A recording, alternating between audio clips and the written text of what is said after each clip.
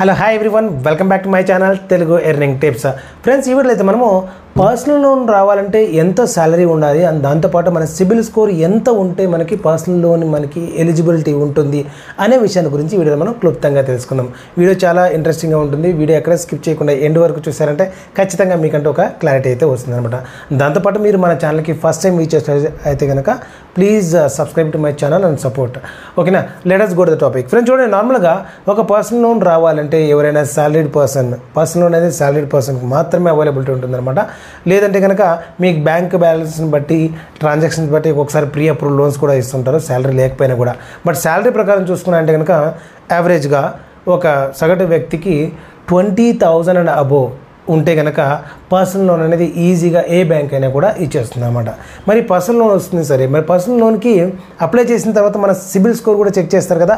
ఆ సిబిల్ స్కోర్ ఎంత ఉండాలంటే బ్యాంక్ టు బ్యాంక్ కొద్దిగా వాళ్ళు స్లైట్గా వేరియేషన్ అనేది చూపించవచ్చు అప్రూవల్ బేసిస్ పైన.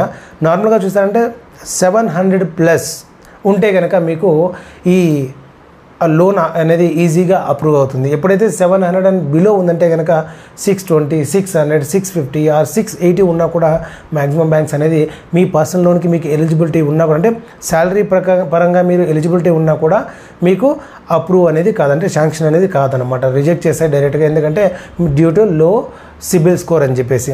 ముందుగా ఈ సిబిల్ స్కోర్ ఎలా ఇంక్రీజ్ చేయాలంటే మీకు ఆల్రెడీ ప్రీవియస్ వీడియోస్ చాలా వరకు చేశాను అనమాట. ఏదైనా కానీ మీకు డిఫాల్ట్ ఉంటే కనుక దాన్ని క్లియర్ చేసేసుకోండి. లోన్ కానీ ఈఎంఐ ఏమైనా మిస్ అయింటే దాన్ని క్లియర్ చేసుకోండి.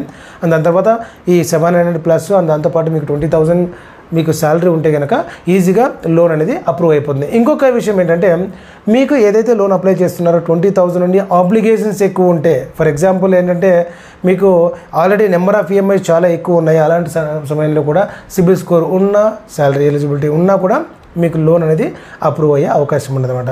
సో కాబట్టి మీకు లోన్ అప్రూవ్ అవ్వాలంటే కనుక ఈ 3 థింగ్స్ అయితే చూసుకోండి. మోర్ ఆబ్లిగేషన్స్ ఉండకూడదు, ఎక్కువ ఈఎంఐస్ పే చేయకూడదు.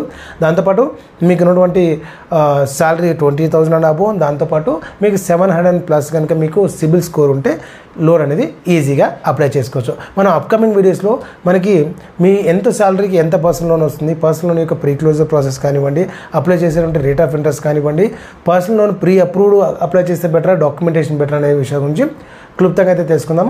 సో వీడియో చాలా మందికి యూజ్ అవుతుంది అనుకున్నాను. వీడియో నచ్చితే ఒక లైక్ అయితే చేయండి, వీలైతే మీ ఫ్రెండ్స్ అండ్ ఫ్యామిలీ మెంబర్స్కు షేర్ చేయండి ఎవరికైతే ఈ ఇన్ఫర్మేషన్ రిక్వైర్మెంట్ ఉంటుందో. మరిన్ని వీడియోస్ కోసం మిస్ అవ్వకుండా నా ఛానల్కి సబ్స్క్రైబ్ అవ్వడంతో పాటు నా ప్రీవియస్ వీడియోస్ ఒకసారి చూసారంటే ఖచ్చితంగా మీకంటే ఒక మంచి నాలెడ్జ్ దొరుకుతుందని చెప్పేసి నా అభిప్రాయం. చలో, see you in the next video. Till then take care, by.